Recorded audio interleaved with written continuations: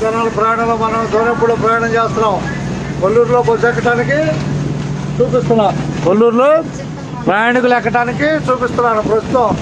Durapalem bus Alapati నగరంలో నడక ఇంతనా ఉండదున్నట్టే. కనపడుతున్నారు మొత్తం చూసుకోవాలి. కనపడుతున్నారుగా. ఏమూరు దిగిపోతుంది. ఏమూరు దూరపాలెం ప్రయాణం డైలీ. అందరికీ ధన్యవాదాలు. ఉండదున్నట్టే.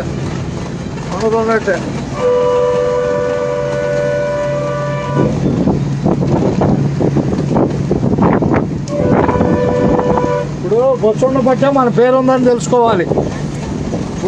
ఎక్కడ కూడా పేర్లు అనేవి ఉండవు. బస్సు మీదే రాసి ఉంటాయి.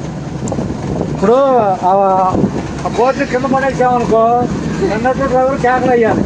కేకలు అయితే చెప్తే తెలీదు. మన తెలుగు భాష ఎంతో ఉపయోగమైంది. అర్థమైందా? మన కాపాడుకోవటమే. బస్సును కాపాడితే అది మన కాపాడుద్ది.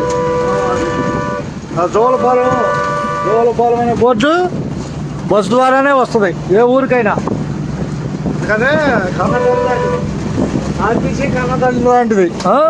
అందరికి ఉపయోగపడుతుంది. అబ్బాయి ధన్యవాదాలు బస్సు ఎక్కిన వాళ్ళకి. ఓకేనా? ఉండదున్నట్టే. ఎవరిని ఓకే. పేరు చెప్పుకోండి ఒకసారిగా.